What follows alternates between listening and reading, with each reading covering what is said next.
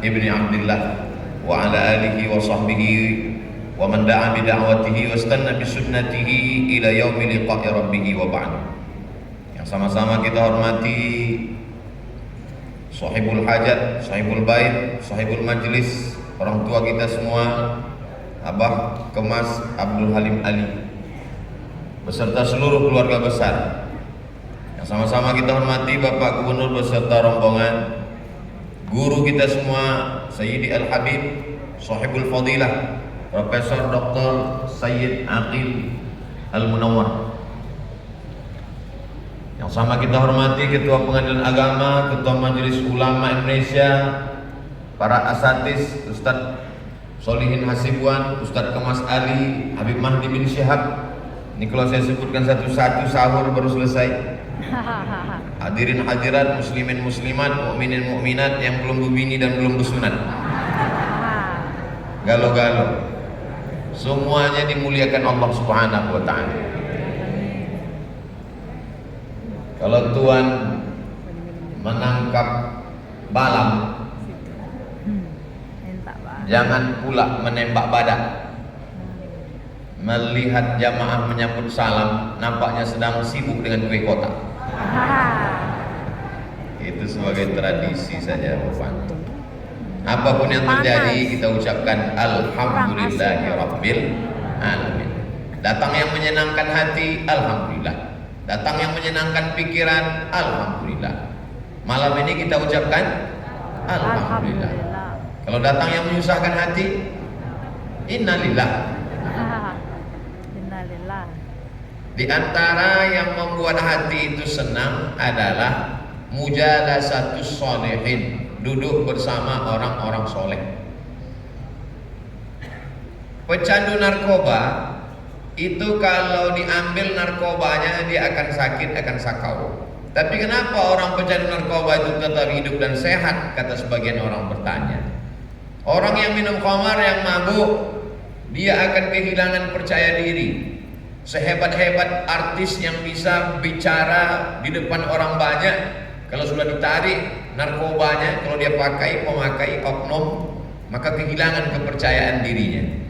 Tapi ada satu yang kalau orang dihilangkan dari ikatan ini, dia akan kehilangan semangat, yaitu ketika dia dilepaskan dari ikatan persahabatan teman-teman. Al-arwah junudun mujannadah. Roh itu seperti pasukan bala tentara. Ini ada angkatan udara, ada angkatan laut, ada angkatan darat, bermacam bercampur aduk.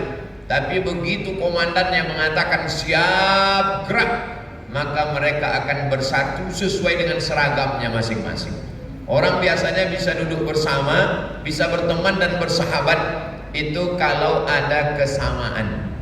Sama-sama suka pengajian, sama-sama suka mendengarkan tilawah qiraatil Quran.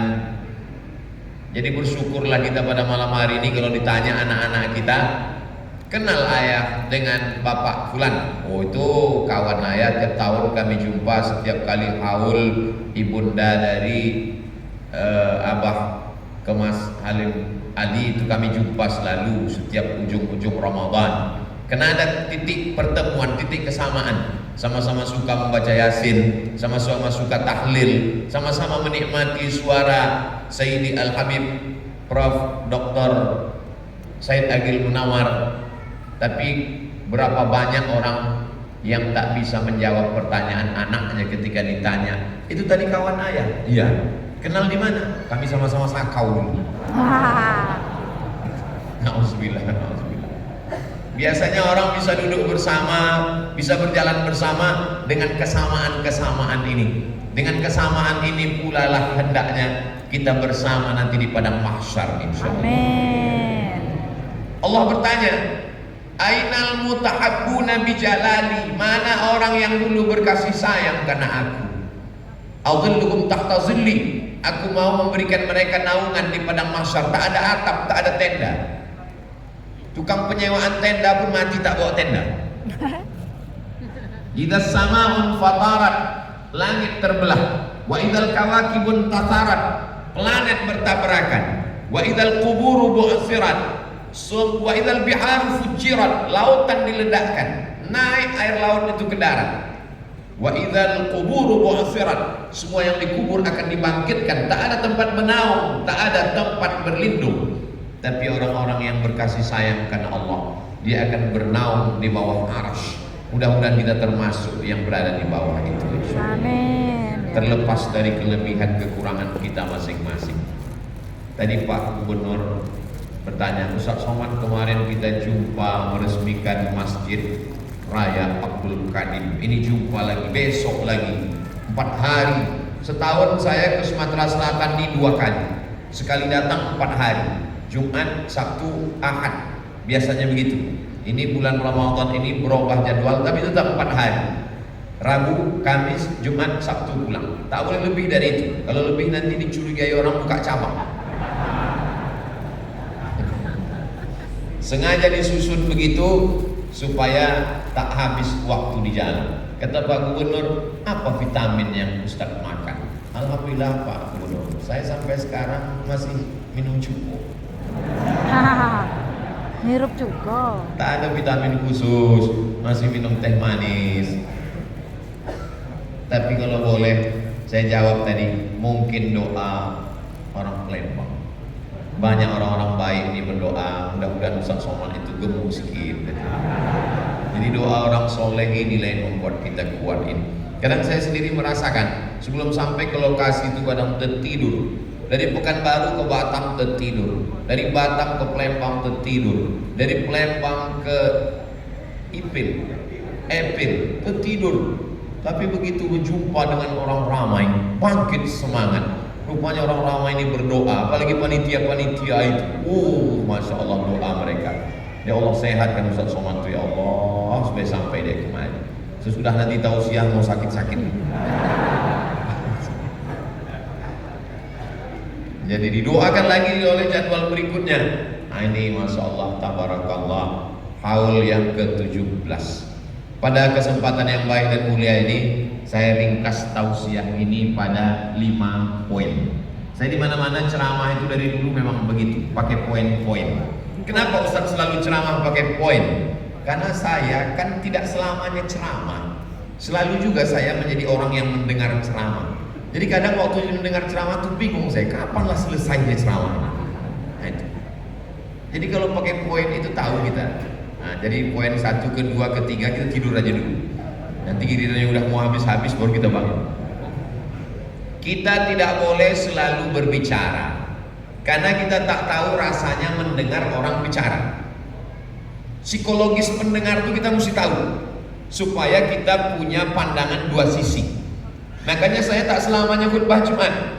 Ustaz nanti khutbah di mana? Kami mau sholat Jumat di situ. Saya bilang hari Jumat ini saya tak khutbah. Terus saya mau merasakan gimana rasanya menjadi orang mendengarkan khutbah Jumat. Ternyata menjadi pendengar itu jauh lebih berat. Begitu saya mendengar khutbah, kadang-kadang 3 khotib itu nampak saya di atas. Ngantuk apa? Jadi jangan heran kalau nanti nampak rekaman saya khutbah menggelegar suara saya, mata saya tajam, itu sedang mencari kemana nampak saya yang menunduk, disitulah saya paling kuat. Jadi kita tidak hanya sekedar bicara, tapi bagaimana mendengar. Saya rasa banyaklah mendengar ceramah. Ketika di Mesir dulu di asrama ada pengajian, di TV ada pengajian. Pengajian yang paling saya suka itu adalah Syekh Muhammad Mutawalli Asy'arawi. Semangat, umurnya 80-an tapi menggelegar. Ada lagi Syekh Abdul Hamid Kishik, itu juga khatib luar biasa, singanya Mesir. Tapi ada yang slow, lembut, Said Muhammad Tantawi, itu lembut. Saya suka itu semua. Tapi banyak kalau ditanya apa yang Ustaz ingat dari ceramah mereka, tak ingat. Itu tak ingat. Pernah suatu ketika waktu masih anak baru diajak sama kakak kelas, nanti kita sholat di Masjid Al-Hadiyul Islami. Ini yang datang ini ulama besar Mesir yang mengajar di Saudi Arabia. Dia musim panas, musim libur bulan Juli Agustus dia pulang. Ayo kita ke sana. Rupanya yang berceramah waktu itu adalah Syekh Sayyid Sabiq yang menulis kitab fikih sunnah. Selesai itu ditanya senior, paham kau apa kata Syekh tadi? Tidak. Udah tua dia, tak jelas lagi omongannya. Tapi saya cuma datang ingin melihat, mengambil barokah, melihat orang-orang soleh. Paling tidak kalau ditanya, tahu penulis kitab fikih sunnah, pernah menengok, mendengar, walaupun tak paham. Besok malam kabarnya menyeberang dari Sungai Nil ke Giza. Di sana akan datang ulama besar, Syekh Yusuf Al-Qardawi. Kami pun beramai-ramai sama kawan datang. Begitu sampai melihat beliau menyampaikan tausiah. Begitu selesai tausiah, berebut air minumnya itu. Semua yang berebut anak Indonesia semua. Nah, itu. Jadi pengalaman mendengar para ulama itu memang ketertarikan yang luar biasa. Tak pernah saya bermimpi akan satu majelis duduk bersama dengan Sayyidi Al-Habib Profesor Dr. Said Agil Al-Munawar. Karena dulu kita menonton dari TV, mendengar, melihat, tiba-tiba bisa disatukan di rumah Abah Kemas Halim Ali ini luar biasa. Tak pernah terpikirkan bisa duduk bersama. Jadi kebetulan ada profesor pakar spesialis jantung di sini. Saya ada juga yang ingin saya tanyakan, Prof. Kira-kira jenis penyakit jantung apa itu? Kalau setiap kali saya jadi imam tarawih, detak jantung saya tak normal karena beliau ada di belakang. Dilema saya, mau maju ke depan ayat itu hilang-hilang timbul, mau tidak maju. Abah Kemas Halim Ali meminta nanti jadi imam, jadi mau tak mau maju juga lah. Mudah-mudahan tahun depan tak disuruh maju lagi. Tapi yang jelas saya senang, saya happy, saya bahagia. Jadi ternyata kebahagiaan itu, kalau mau bahagia, tombol hati diantaranya adalah bersama dengan orang-orang soleh, bersama dengan orang-orang baik. Dan alhamdulillah di Palembang, di Sumatera Selatan ini kita difasilitasi untuk berjumpa dengan orang-orang baik. Di tempat lain, manalah dapat kita bisa duduk bersama. Ada gubernur, ada profesor, ada orang yang diberikan Allah Ta'ala ilmu macam-macam dalam kepalanya. Dalam Quran 30 juz, dari mulai qiraat Warsh, qiraat Kumbul, qiraat Ibnu Katsir, qiraat Hafs, qiraat Ibnu Katsir, ada semua. Lalu kemudian orang yang dititipkan hartanya tapi penuh dengan kesederhanaan. Jadi kalau orang bertanyalah ke saya, kenal Ustaz dengan Kemas Halim Ali? Oh, selalu saya kesana. Apa Ustaz tengok kelebihannya? Dia itu kan orang yang kaya raya Pak Ustaz. Saya bilang, saya tengok makin kaya makin banyak duitnya, makin tipis bajunya.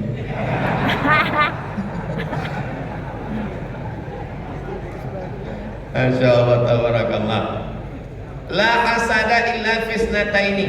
Tidak boleh hasad kecuali pada dua perkara. Yang pertama, rajulun atahullahu ilman. Dalam satu riwayat, rajulun atahullahu Qur'anan. Orang yang hafal Quran, punya ilmu tafsir, fikih dan akidah, qiraat dengan asbabun nuzulnya, lengkap semuanya, kita boleh iri kepada mereka. Yang kedua, rajulun atahullahu malan. Orang yang diberikan Allah harta lalu dipakainya untuk menolong agama Allah, itu juga kita boleh iri. Dan dua orang itu ada bersama kita malam ini. Kita orang yang paling bertuah. Andai pun tak dapat Lailatul Qadar, ini sudah semi Lailatul Qadar. Di malam 23, tinggal lagi menunggu malam 25, malam 27, malam 29. Tapi walaupun begitu, jangan pula malam 22, malam 24, 26 masjid itu kosong. Karena kata Nabi, taharru Lailatul Qadri fil ashril awakhir min Ramadan. Poin yang pertama yang ingin diajarkan Abah Kemas Halim adalah beliau tidak membacakan ayat-ayat berbakti ke orang tua. Beliau tidak membacakan hadisnya. Itu tadi yang dikatakan Prof. Said Agil Al-Munawar. Kita ini baru pada tataran teori. Kita baru bicara, sementara Abah sudah melaksanakannya langsung. Dan satu ungkapan mengatakan kata-kata hikmah, bukan hadis Nabi. Lisanul hal, perbuatan, afsah min lisanil maqal. Lebih diingat orang daripada kata-kata. Coba sebutkan apa saja yang kau ingat dari ceramah Ustaz Somad.